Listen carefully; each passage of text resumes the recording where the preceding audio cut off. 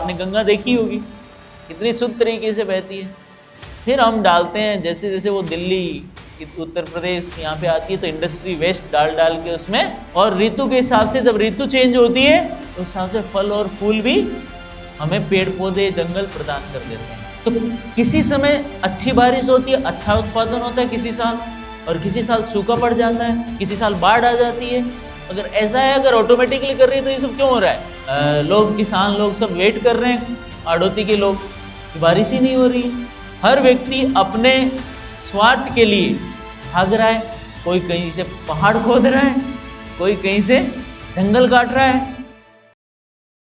नमां विष्णुपादाय कृष्णप्रेष्ठाय भूतले श्रीमते भक्तिवेदांत स्वामिनिधि नामिने। नमस्ते सारस्वते देवे गौरवाणी प्रचारिणे निर्विशेषा शून्यवादी पाश्चात्य देशतारिणे। जय श्री कृष्ण चैतन्य प्रभु नित्यानंदा श्री अद्वैत गदाधरा श्रीवासादि गौर भक्त वृंदा। हरे कृष्णा कृष्ण कृष्ण हरे हरे, हरे राम राम राम हरे हरे। हरे कृष्णा। पिछले श्लोक में हमने डिस्कस किया था और भागवतम के चौथे श्लोक में बताया था, कामम ववर्ष पर्जन्य सर्व काम दुगामहि शिशिचु स्म व्रजान गावा पयोसद्वस्वतीर मुदा। ये उसमें लिखा था काम ववर्ष पर्जन्य, जो बारिश है उससे सभी आवश्यकताएं पूर्ण हो जाती है लोगों की, और सर्व काम दुगामहि, और जो ये धरती है जिसके ऊपर हम रह रहे हैं वो प्रचुर मात्रा में सब कुछ, अनाज, सब्जियां, ये सब जो भी चाहिए, औषधियाँ, ये सब दे देंगी। अब उससे आगे बढ़ते हैं, उसमें गाय, बारिश और धरती के बारे में पिछले श्लोक में हमने पढ़ा था। अब जो है उससे आगे का एक स्टेप लेके और बताया है कि किस प्रकार हमें जो नेचुरल गिफ्ट हैं, प्राकृतिक उपहार, वो कैसे कितने सारे उपहार हैं जो भगवान ने हमें दिए हैं। तो उसको हमें समझने के लिए और ग्रेटिट्यूड फील करने के लिए भागवतम हमें डिस्क्राइब कर रहा है। नद्ये समुद्रा गिरय स वनस्पति विरुदः फलंति औषधय सर्वा कामम अनवरतु तस्य वै। इसका मतलब क्या है? नदी, समुद्र, गिरय स वनस्पति विरुदः, ये सारे जो आप देख रहे हैं, सारे प्राकृतिक संसाधन, ये सब महाराज युधिष्ठिर को क्या कर रहे थे? अपना अपना कर चुकता कर रहे थे, टाइम टू टाइम। जैसे एक अच्छे नागरिक के नाते एक व्यक्ति प्रॉपर, जो बिजनेसमैन या एक व्यक्ति है, इनकम टैक्स गवर्नमेंट को टाइम टू टाइम चुकता करता है। GST, goods and service tax, वो भी टाइम टू टाइम भरना होता है सबको। तो गवर्नमेंट वो कर लेती है, और वास्तव में क्या करना चाहिए गवर्नमेंट को? लोक कल्याणकारी कार्य करने चाहिए। ये देखना चाहिए कि सब जीव संतुष्ट रहें। सब जीव जो जितने भी हैं, जो नेशनल, जो इस धरती के नागरिक हैं, इस देश के नागरिक हैं, वो सारे संतुष्ट रहने चाहिए, सिटीजन। और प्रभुपाद जी तो यहाँ तक बोलते हैं कि मनुष्य ही केवल सिटीजन नहीं है, इस धरती पर रहने वाले हर जीव जंतु इस देश के नागरिक है। उन्होंने भी तो यहीं पे जन्म लिया है, चाहे उनके पास सिटीजनशिप कार्ड नहीं हो, लेकिन वो सिटीजन है, यहाँ के नागरिक हैं। तो उनका भी भला होना चाहिए, उनको भी अननेसेसरीली समस्याओं का सामना, कठिनाइयों का सामना नहीं करना पड़े। ये गवर्नमेंट का दायित्व है, सरकार का दायित्व है। बहुत सारे लोग बात तो करते हैं राम राज्य की, भगवान राम के समय हम ऐसा लाएंगे, राम राज्य लेके आएंगे, ये बनाएंगे, वो करेंगे, ये सब करते हैं। लेकिन आपको पता नहीं कि भगवान राम के समय एक नागरिक भगवान राम के समक्ष जाते हैं और ये क्वेश्चन करते हैं कि मेरे उपस्थिति में मेरे बच्चे की मृत्यु होगी, तो आपके राज्य में कुछ ना कुछ कमी है। हो ही नहीं सकता कि आपका राज्य सही नहीं है। तो भगवान राम के राज्य पे क्वेश्चन उठा दिए उसने, राम राज्य पे। और आज देखोगे तो कितने पिताओं के सामने उनके बच्चे, कितने दादाओं के सामने उनके पोते, रेगुलरली हम रोज अखबार में देख रहे हैं, मर रहे हैं, छोड़ के जा रहे हैं। तो इसका मतलब राज्य में, गवर्नमेंट में कमी है। वो तो उस समय एक इंसिडेंट हुआ, और आज देखो लाखों इंसिडेंट हो रहे हैं रेगुलरली, सब लोग मर रहे हैं उनके प्रेजेंस में। तो ये अननेचुरल है, ये राजा का ही दायित्व है, ये गवर्नमेंट का दायित्व है कि ऐसा नहीं होना चाहिए। सब लोग खुश रहने चाहिए, सब लोग सुखी रहने चाहिए। और ये तभी संभव है जब महाराज युधिष्ठिर, महाराज परीक्षित जैसे राजा इस संसार पे रूल करें, क्योंकि भगवान के प्रतिनिधि के तौर पे वो जानते हैं ये प्राकृतिक संसाधन, ये प्राकृतिक जो उपहार हैं, ये केवल भगवान के द्वारा दिए जाते हैं। और हम लोग इनका जो यूज है वो कैसे कर सकते हैं?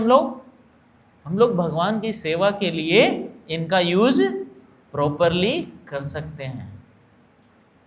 ये हमें इससे शिक्षा मिलती है। तो आप सोचोगे किस प्रकार से ये नदी, समुद्र, पहाड़, वनस्पति, जंगल, ये सब कैसे टैक्स चुकता करते थे राजा को? किस प्रकार से करते थे? तो साइंटिफिकली आप देखेंगे भगवान ने सारी व्यवस्थाएं बहुत ही अच्छे से साइंटिफिक तरीके से की। कैसे? इन संसाधनों के तौर पे, जैसे हमें क्या चाहिए? बहुत सारा पानी चाहिए, जीवन जीने के लिए बिना पानी संभव नहीं है।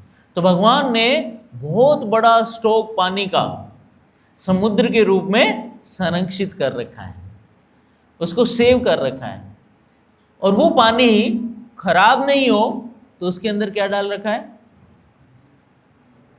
हाँ, उसके अंदर सॉल्ट डाल रखा है, नमक डाल रखा है। बिना नमक के पानी सड़ जाता है, बदबू मारने लग जाता है, लेकिन समुद्र का पानी नहीं सड़ता है। क्यों? भगवान ने साइंटिफिकली उसको स्टोर कर रखा है। बहुत बड़ा टैंक है। अब जो 70% इस धरती पे कितना वाटर है, क्योंकि मनुष्य को वाटर बहुत जरूरी है, तो स्टोर करके रखा है। लेकिन मनुष्य को तो वो तो यूज नहीं कर सकता। नमक वाला पानी कहाँ यूज करेगा वो? न तो पी सकता है, न किसी काम आ सकता है वो। तो भगवान ने एक और प्रोसेस बनाई है उसको डिस्टिलेशन करने की। गर्मी पड़ेगी, सूर्य उसको क्या करेगा? वेपोराइज करेगा, वेपोराइज करके बादलों के रूप में परिवर्तित होगा, और फिर डिस्टिल्ड वाटर जो है आपकी जरूरतों के हिसाब से, आपके अन्न उत्पादन के लिए, वनस्पति उत्पादन के लिए, वो नीचे बारिश के रूप में कामम ववर्ष पर्जन्य, वो जो वाटर वापस से आएगा एक शुद्ध फॉर्म में, एकदम शुद्ध डिस्टिल्ड वाटर की तरह नीचे आएगा, और आपकी वनस्पति, आपके जंगल, इन सब को क्या करेगा? वापस से हरा भरा कर देगा, वापस से उनको पुनर्जीवित कर देगा। तो इस तरह से बारिश से सारे शुद्ध वाटर से सारे जंगल हरे भरे हो जाते हैं। अभी देखो थोड़ी सी बारिश हुई है, सब जगह हरियाली छा गई जंगलों में और सब जगह। तो बारिश से संभव है।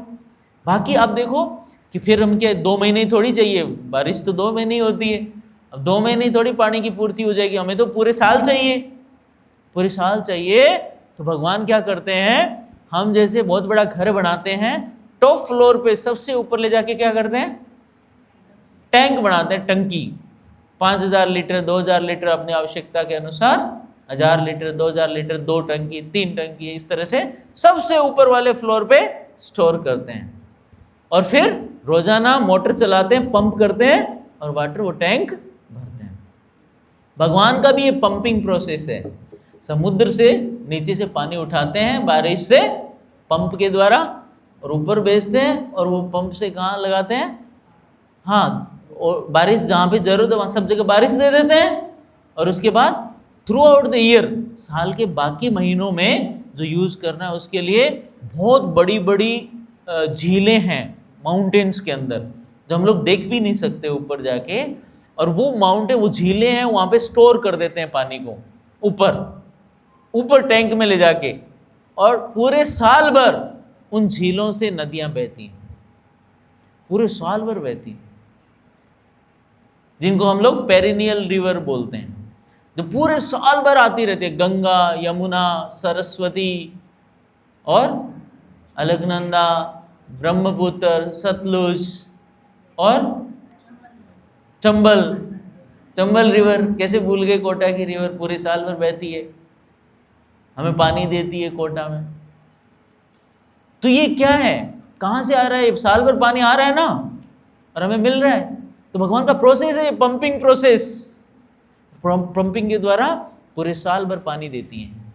बारिश के मौसम में जब वनस्पति होती है उस समय बारिश चाहिए तो बारिश करते हैं, और साल भर आपको पीने के लिए, नहाने धोने के लिए, शुद्धता मेंटेन करने के लिए पानी चाहिए, तो साल भर नदियां बहती हैं, साल भर। और क्योंकि वो स्टॉक भगवान ने साल भर का ऊपर कर दिया, फिर बारिश होगी, वापिस से स्टॉक बढ़ा देंगे भगवान। हर साल का प्रोसेस है, नेचुरली ये सब होता है।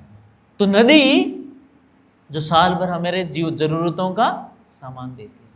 फिर आप देखो सब माउंटेन्स क्या करते हैं, जो पानी को स्टोर तो करते ही करते हैं, ऊपर माउंटेन्स के बीच में सारा पानी स्टोर होता है, जहाँ से बड़ी बड़ी लेक्स होती हैं। आपने देखा भी नहीं होगा, आप जाएंगे बद्रीनाथ, केदारनाथ, उससे भी ऊपर चढ़ेंगे, बहुत मुश्किल है चढ़ना, ऊपर बहुत बड़े बड़े लेक्स हैं जहाँ से पानी उतरता है, पानी स्टोर रहता है, बहुत शुद्ध पानी रहता है वहाँ पे, शुद्ध एकदम क्रिस्टल क्लियर वाटर, जो कि नदी के रूप में नीचे आता है। बाकी खराब करने का नदियों को जिम्मेदारी हमारी है, खराब हमने बहुत की और करते रहेंगे। मनुष्य ही खराब करता है, बाकी कोई खराब नहीं करता है।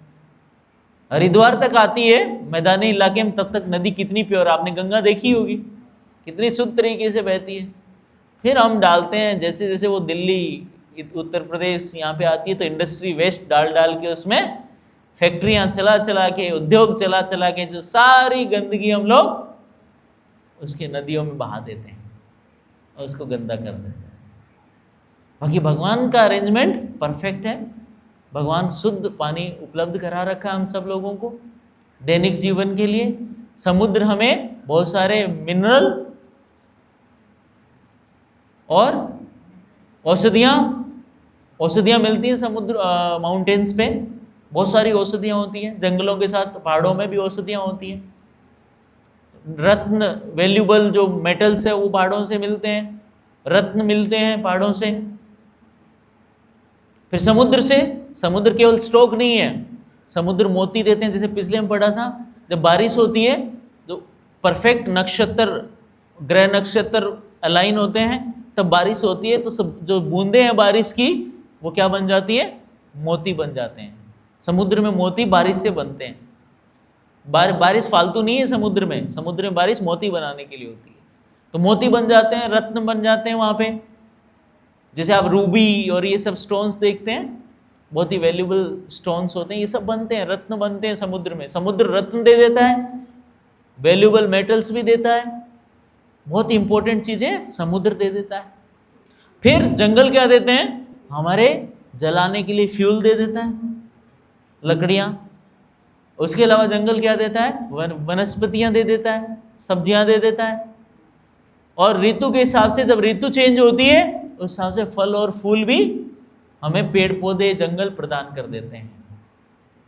तो सब कुछ जो आप देखो, ये सब युधिष्ठिर महाराज को टाइम टू टाइम, राजा को क्या देती थी, कर देते थे। कर मतलब बहुत ज़्यादा मात्रा में ये संपदाएं राजा के राज्य में खूब थी, बहुत ज़्यादा थी। लेकिन अब देखेंगे, अब जो है लोग बोलते हैं कि नेचर तो अपने आप से काम कर रही है, प्रकृति क्या कर रही है, अपने आप से काम कर रही है। बस लोग ऐसा सोचते हैं, मूर्खतावश ऐसा सोचते हैं। उनसे प्रश्न पूछें, अगर प्रकृति अपने आप से काम कर रही है ऑटोमेटिकली, तो किसी समय अच्छी बारिश होती है, अच्छा उत्पादन होता है किसी साल, और किसी साल सूखा पड़ जाता है, किसी साल बाढ़ आ जाती है। अगर ऐसा है, अगर ऑटोमेटिकली कर रही है, तो ये सब क्यों हो रहा है? भाई मशीन काम करती है ऑटोमेटिकली, तो मशीन तो एक तरह से काम करती है, अन्यथा अगर उसको कोई कंट्रोल नहीं करे, कोई चेंज नहीं करे, तो वो एक जैसी चलेगी वो। अगर मान लेना ऑटोमेटिकली, आजकल जैसे गाड़ियों में एक क्रूज कंट्रोल आता है, आपने देखा होगा, जो गाड़ियां चलाते हैं या ड्राइविंग करते हैं, क्रूज कंट्रोल। अब एक फिक्स स्पीड कर दो और अपना एक्सेलरेटर से पैर हटा लो और गाड़ी फिक्स स्पीड पे चलती रहेगी। जब तक आप चेंज नहीं करोगे उसको तब तक चलती रहेगी। अगर ऑटोमेटिक काम करना है तो वो तो एक जैसी चलेगी हर साल उतना ही उत्पादन होगा, उतनी बारिश होगी। बट आप देखोगे हर जगह अलग अलग बारिश। आप न्यूज़पेपर में पढ़ते हैं, आज जयपुर में 20 मिलीमीटर बारिश हुई, आज भोपाल में 30 मिलीमीटर बारिश हुई, आज जो है इधर कोटा में अभी तक सफिशिएंट पानी नहीं गिरा इस बार, और पिछली बार टोटल 250 मिलीमीटर बारिश हुई। तो अलग अलग क्यों हर साल? पिछले साल बहुत बारिश हुई थी, और आजकल तो जो है लोग, किसान लोग सब वेट कर रहे हैं, आड़ोती के लोग, कि बारिश ही नहीं हो रही है। सब लोग चक्कर लगा रहे हैं लोकसभा अध्यक्ष कार्यालय के, बोल नहरों में पानी छोड़ा जाए, फसल सूख रही है, बारिश नहीं हो रही। तो ये सब हमें इंटेलिजेंट लोगों को समझना होगा कि कैसे युधिष्ठिर महाराज के समय प्रॉपर बारिश, प्रॉपर हर चीज जो अपना प्रॉपर फंक्शन कर रही थी उचित तरीके से, और बराबर सब कुछ आवश्यकताएं मिल रही थी। कोई भी आवश्यकताएं कम या ज्यादा नहीं, बिल्कुल सारी। आप देखो तापमान भी बहुत अच्छा रहता था, न गर्मी न सर्दी। अभी देखोगे आप तापमान, उसके लिए भी राजा ही रिस्पॉन्सिबल है। आप सोच रहे कैसे? राजा अगर भगवान के संरक्षण में राज्य करेगा, भगवान के निर्देशों अनुसार, भगवान के डायरेक्शन अनुसार राज्य करेगा, तो सारी चीजें, ये प्राकृतिक संसाधन, बहुत सारा जो गिफ्ट है राजा को देगा, और राजा उनको लोक कल्याण के लिए यूज कर सकता है, और जो लोगों की सुख के लिए, समृद्धि के लिए और उनकी शांति के लिए सारे गिफ्ट जो है यूज कर सकता है। ये थी पहले की सभ्यता, जो कि युधिष्ठिर महाराज, परीक्षित महाराज, भगवान राम, अम्बरीश महाराज, महाराज नाभि, ये बहुत सारे राजा हुए हैं। नल, महाराज रघु, महाराज दिलीप, ये सारे बहुत सारे राजा हुए हैं सूर्यवंश, चंद्रवंश में, जिनके कार्य में सारी प्रजा बहुत सुखी थी।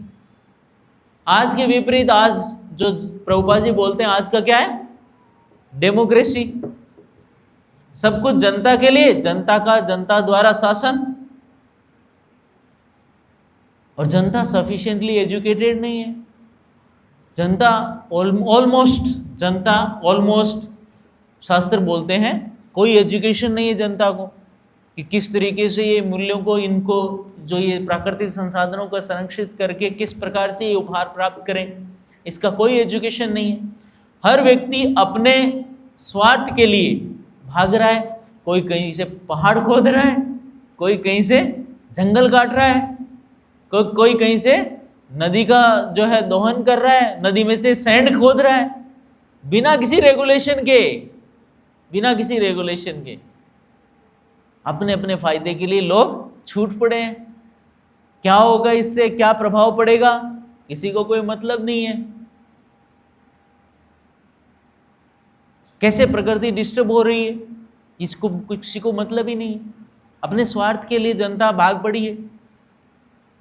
और ये जनता, ये जो कलयुग है, स्पेशली यंत्र कलपुर्जों का युग, इसमें फैक्ट्रियां, प्रभुपाद जी बताते हैं कि कृत्रिम जो शैली है लग्जरी प्राप्त करने की, ये जो कृत्रिम तरीका है वो क्या है? फैक्ट्री। कृत्रिम तरीका है, आर्टिफिशियल। इसमें क्या, लाखों लोग फैक्ट्रियों में काम करते हैं, और कुछ सैकड़ों और कुछ लोग ही जो उसमें सुखी रह पाते हैं। बाकी सब लोग क्या करते हैं? दुखी रहते हैं। फैक्ट्रियों में काम करके कोई सुखी नहीं रहता। दिन रात काम करते हैं लोग, दिन रात, और दुखी होते हैं, क्योंकि उनकी एनर्जी और उनका जो वाइटलिटी है उसका क्या हो रहा है? दुरुपयोग हो रहा है।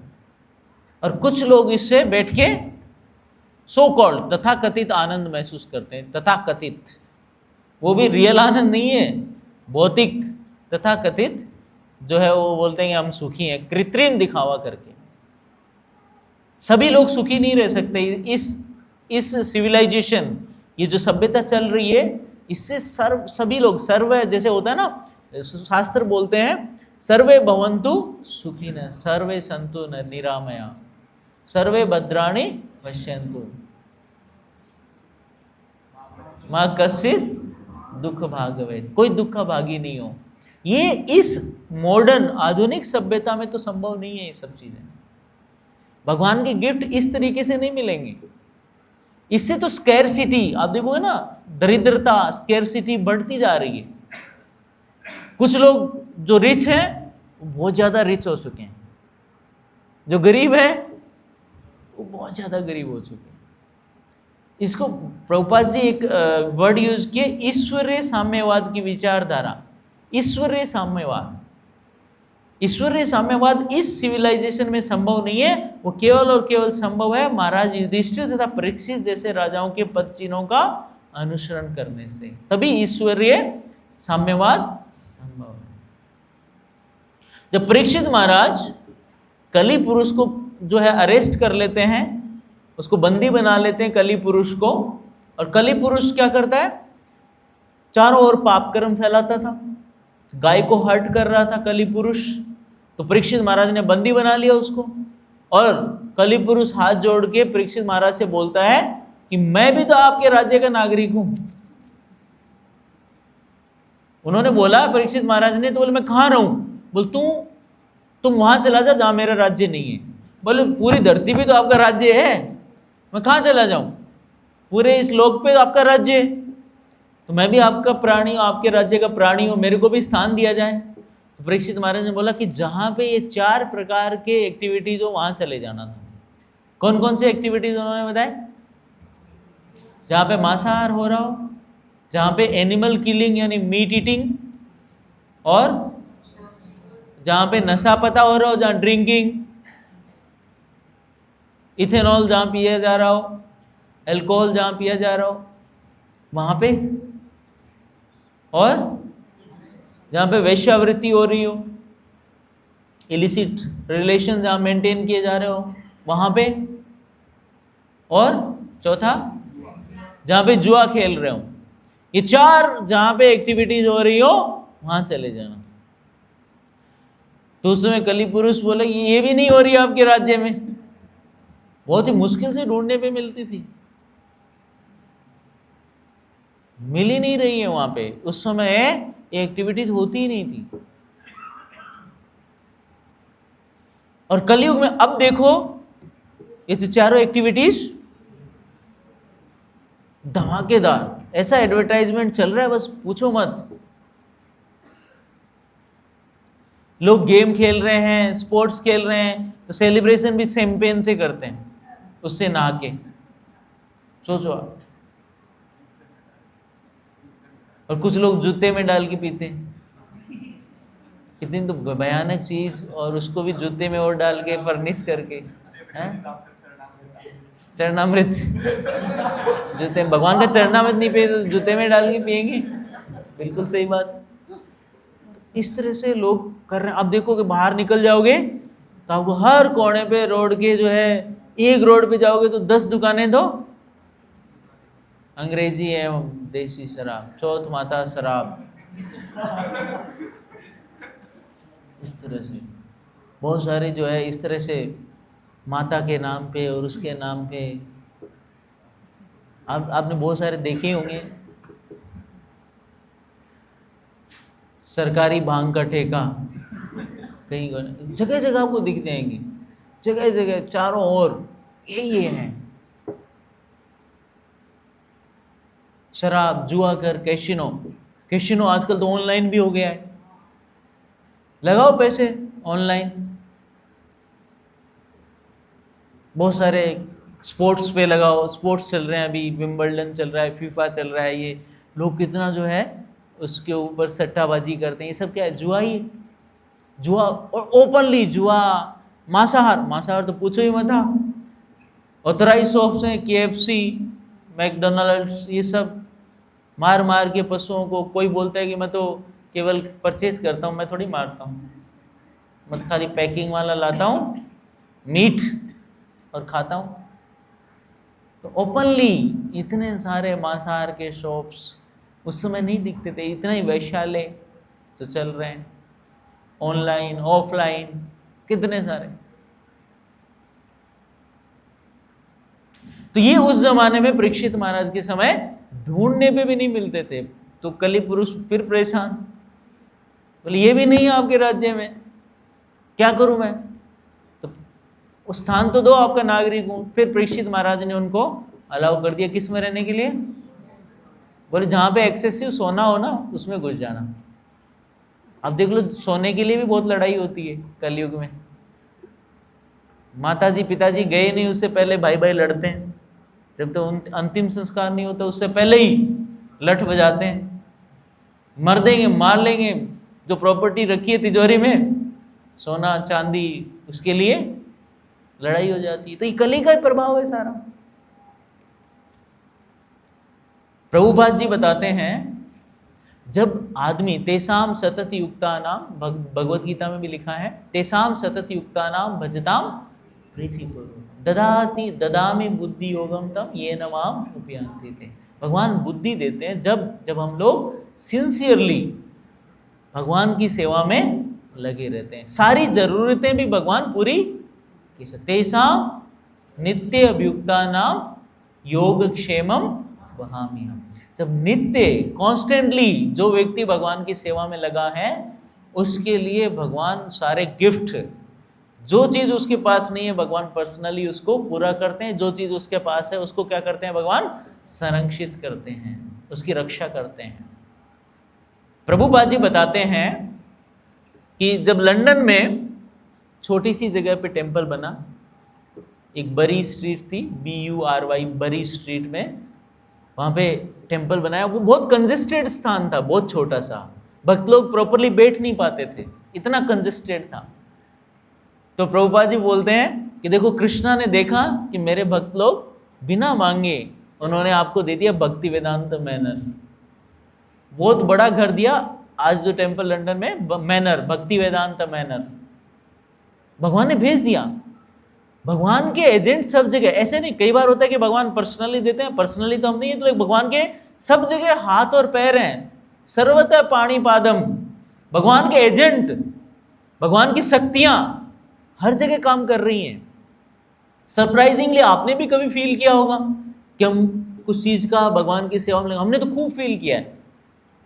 जहां पे भी काम रुकता है भगवान का, कुछ ना कुछ ऐसा अरेंजमेंट होता है और भगवान अपना कार्य करवा लेते हैं। बहुत सारे ऐसे इंसिडेंट्स हैं, बहुत सारे जो हम लोग फील करते हैं। भगवान भक्त से भी तपस्या कराते हैं उसकी प्यूरिफिकेशन के लिए, लेकिन अंततः जो भी कमी है भगवान उसको पूरी कर देते हैं। तो प्रभुपाद जी बोलते हैं कि एक छोटा सा घर था लंदन में, वो बड़ा बन गया, और बाद में उस समय से जहाँ पे उनको जो है विग्रह स्थापना करना था, और यहाँ से इंडिया से भगवान राधा कृष्ण के विग्रह ऑर्डर किए थे, मंगवाए थे, लेकिन उस समय पे पता था कि वो पहुंच ही नहीं पाएंगे, और सब जगह इनविटेशन बांट दिए कि आज से 3 दिन बाद लंदन में विग्रह स्थापना है, मंदिर का उद्घाटन है। सब जगह इनविटेशन बट गए। अब पता चल रहा है कि 3 दिन में तो विग्रह नहीं आएंगी, इंडिया से संभव ही नहीं है कि आ जाए, पॉसिबल नहीं, विग्रह रेडी नहीं है। तो प्रभुपाद जी बोलते हैं कि मैं बहुत एंजाइटी में था कि अब क्या होगा, लेकिन जस्ट उसी समय जो इतनी एंजाइटी में जस्ट 3 दिन पहले एक सज्जन पुरुष आते हैं और प्रभुपाद जी बोलते हैं मेरे पास विग्रह है, आप ले लीजिए। और प्रभुपाद जी उन विग्रह तुरंत जाते हैं। प्रभुपाद जी वो बहुत सुंदर विग्रह थे, उनको देख के और तुरंत अपने 2 शिष्यों के साथ जाते हैं और उनको विग्रह को ले आते हैं, और 3 दिन बाद उनकी स्थापना लंदन में कर देते हैं। लंदन में विग्रह आ गए उनके पास ऑटोमेटिकली। सोचिए, तो हमें क्या करना होगा, हमें पूरी तरीके से सिंसियरली, ईमानदारी से भगवान की सेवा में लगे रहना है। कैसे लगे रहें? श्रवणम कीर्तनम विष्णु स्मरणम पाद सेवनम अर्चनम वंदनम दास्यम साक्यम आत्मनिवेदनम। ये 9 भक्ति है, इसमें सारे आइटम, भगवान के बारे में सुनना, भगवान का कीर्तन करना, भगवान के पाद सेवन करना, भगवान की अर्चना करना, भगवान को नमस्कार करना, भगवान को भोग लगाना, भगवान का जो प्लेस है उसको मेंटेन करना, हमेशा हमारा मन भगवान के अंदर समर्पित रहे, लगा रहे। इसको बोलते हैं तेसाम नित्य अभियुक्ता नाम। नित्य, कॉन्स्टेंटली, बिना डेविएशन के हमारा मन इधर उधर नहीं भटकना चाहिए। अगर कॉन्स्टेंटली हम लगे हैं तो भगवान बोलते हैं, क्या बोलते हैं? योगक्षेमम वहामि। मैं उसको जो भी चीज कमी रह जाती है मैं उसको पूरा कर देता हूं। तो भगवान किसी एजेंट के थ्रू, किसी व्यक्ति के थ्रू, किसी सिचुएशन के थ्रू, परिस्थितियों के थ्रू भगवान जो है वो कमी जो है आपकी पूरी कर देंगे। क्योंकि भगवान जो है, भगवान की शक्तियां एक नहीं है, भगवान की शक्तियां क्या है? अपार हैं। अपार शक्तियां हैं भगवान, एक शक्ति नहीं है भगवान की। परास्य शक्तिर विविधेव श्रूयते। भगवान की शक्ति परास्य है, भगवान की शक्ति इतनी है अपन सोच भी नहीं सकते। और वो ही शक्ति एक जो है ये नेचर है, प्रकृति, जैसे पहाड़, नदियां, ये सब क्या है? प्रकृति का हिस्सा है। और प्रकृति किसके अंडर में काम करती है? भगवत गीता में लिखा है, मया अध्यक्षेने प्रकृति सूयते स चराचरम। प्रकृति मेरे अंडर में कार्य करती है, मेरे कंट्रोल में है प्रकृति, भगवान के कंट्रोल से बाहर नहीं है। और आपने कई बार देखा होगा, सब कुछ अरेंजमेंट होने के बाद भी, सारे यंत्र, सारे मशीनें, सब कुछ होने के बाद भी आदमी को रिजल्ट नहीं मिलता है। क्योंकि भगवान की सैंक्शन जब तक नहीं होगी आपका कार्यक्रम सक्सेसफुल नहीं हो पाएगा। जैसे आप देखो, इसरो, नासा बहुत सारे सैटेलाइट बनाते हैं, और सैटेलाइट बनाते हैं, रोवर्स बनाते हैं, अंदर जो है ये भेजेंगे, इस पे भेजेंगे। जब तक भगवान का सैंक्शन नहीं होगा कोई मून मिशन, सन मिशन, या फिर कोई भी मिशन, मंगल मिशन, सब मिशन सक्सेसफुल नहीं हो सकते हैं जब तक आपके पास मशीनें सारी होंगी, परफेक्ट होगा सब कुछ अरेंजमेंट, लेकिन भगवान का सैंक्शन नहीं होगा तब तक नहीं होगा, संभव नहीं है। तो भगवान का सैंक्शन मिलना जरूरी है, उसके बिना कुछ भी कार्य संभव नहीं। सफलता, कोई भी अटेम्प्ट, कोई भी प्रयास में सफलता नहीं मिल सकती जब तक लास्ट सैंक्शन भगवान का, परमात्मा का नहीं मिले। ये भी भगवत गीता में लिखा है। तो हम कैसे भगवत गीता के अनुसार, डायरेक्शन के अनुसार, निर्देशों के अनुसार हम लोग कैसे जीवन यापन करें, ये सब चीजें भगवत गीता भागवतम में लिखा है। भक्तों के साथ बैठ के समझना है, सुनना है। धर्म क्या है अपना, मनुष्य का धर्म क्या है, कौन सी पोजीशन में मैं क्या करूं, ये सब चीजें भगवत गीता में दी हुई। कैसे जीवन यापन करना, सब कुछ दिया हुआ है। हम उन निर्देशों का पालन करना है। धर्म का मतलब होता है कि law and directions, codes of religion जो है वो भगवान के द्वारा स्वयं दिए गए हैं, उसको धर्म बोलते हैं। जो नियम भगवान ने दिए हैं उसको धर्म बोलते हैं। धर्मम तो साक्षात भगवत प्रणीतम। धर्म साक्षात भगवान द्वारा बनाया गया, हम अपना धर्म नहीं बना सकते हैं। हम लोग क्रिएट कर दें, ये धर्म है, ये है, वो है, हमारे हिसाब से ये, हमारे हिसाब से ये नहीं चलेगा। शास्त्रों में जो दिया गया है वो धर्म है, जो भगवान ने दिया है वो धर्म है। बिना किसी तोड़ मरोड़ के पेश करना होगा उसको, तब जाके हम लोग वास्तव में सुखी रह सकते हैं। और ये जो प्रकृति है वो भगवान के डायरेक्शन में ही काम करेगी। भगवान प्रसन्न है तो प्रकृति का कोना कोना, इस प्रपट में लिखा है, प्रकृति का कोना कोना पुलकित हो जाएगा। एक जगह कर लो, अगर आप जड़ है, रूट कौन है पूरी प्रकृति पूरे के, भोक्तारम यज्ञ तपसाम सर्वलोक महेश्वरम। न इस धरती के, सारे ब्रह्मांड के और अनगिनत ब्रह्मांड है, सबके स्वामी कौन है? भगवान खुद हैं। भगवान कृष्ण बोल रहे हैं, भोक्तारम यज्ञ तपसाम सर्वलोक महेश्वरम। सारे लोगों का जो स्वामी है वो मैं हूं। अगर भगवान प्रसन्न है तो सारे लोग प्रसन्न हैं, सारे लोग का कोना कोना प्रसन्न है हमसे, और सारे जीव प्रसन्न है हमसे। सबसे इंपॉर्टेंट है भगवान को प्रसन्न करना। भगवान प्रसन्न कैसे होंगे, वो उन्होंने भगवत गीता में लिखा है कि मैं कैसे प्रसन्न होऊंगा। अगर वो प्रसन्न हो जाएंगे, सारी प्रकृति, सारा सब कुछ सेट हो जाएगा। तो राजा को भी ये देखना है कि भगवान को कैसे प्रसन्न करना है। तो युधिष्ठिर महाराज, परीक्षित महाराज, जितने भी राजा थे उन सब लोगों ने यही प्रयास किया कि कैसे भगवान प्रसन्न रहें, प्रजा तो ऑटोमेटिकली प्रसन्न हो जाएगी। भगवान प्रसन्न है तो हर जीव जो है भगवान का अंश है, तो ऑटोमेटिकली प्रसन्न हो जाएगा वो। और आज क्यों लोग दुखी हैं, क्यों लोग एंजाइटी में हैं, क्यों लोग सुसाइड कर रहे हैं, क्यों लोग पहाड़ों से धक्का दे रहे हैं, क्यों लोग ड्रम में पैक कर रहे हैं मार मार के, क्यों लोग अपनी माँ को ही कुचलवा दे रहे हैं? ऐसा क्यों हो रहा है? पहले तो नहीं सुनने में आता था ऐसा। आज से आप 20, 30, 40 साल पहले देखो तो कोई अपनी माँ को मारता है क्या? कुचलवा देता था, कोई अपने हस्बैंड को मार देता था। ऐसा बहुत ही कम सुनने में आता था। कि लोग दुखी इसलिए हैं कि उनको रास्ता पता नहीं है कि किस तरह से लोग सुखी होंगे, किस तरह से प्रसन्न होंगे। एक बहुत ही क्रूड एग्जांपल प्रभुपाद जी देते हैं, अगर आपको शरीर को पूरा एनर्जी देना है, खुश रखना है, तो आपको क्या करना पड़ेगा? बढ़िया बढ़िया व्यंजन, भगवान का प्रसाद पेट को खिलाना है, और पेट ऑटोमेटिकली क्या करेगा? सब तक एनर्जी पहुंचा देगा, सब तक विटामिन मिनरल सब पहुंचा देगा पेट। अब मान लो सारे उंगली, आंख, कान, नाक दौड़ पड़े, बोले हम तो पेट को नहीं खिलाएंगे, हड़ताल करते हैं, स्ट्राइक कर दी, बोले पेट को आज से भोजन देना बंद, हम ही खाएंगे आज से अलग से, पेट को नहीं देंगे। तो एक दिन हड़ताल पे चले गए। हाथ ने सोचा मैं खाऊंगा, उंगलियां सोच रही है मैं खाऊंगा, आंखें सोच रही है मैं खाऊं, कान सोचे मैं खाऊं, चमड़ी सोचे मैं खाऊं। हुआ क्या? 2-4 दिन हड़ताल चली और सारे के सारे गिर के उठ ही नहीं पा रहे थे, एनर्जी नहीं पहुंची, सब वीक हो गए, सब कमजोर पड़ गए, सब बीमार हो गए, हाथ भी बीमार, पैर भी बीमार, आंखें खुल नहीं रही 4 दिन बाद, कानों से सुनाई नहीं दे रहा। फिर समझ में आया कि उचित तरीका तो है कि पेट को खिलाओ, हमें भी मिलता रहेगा।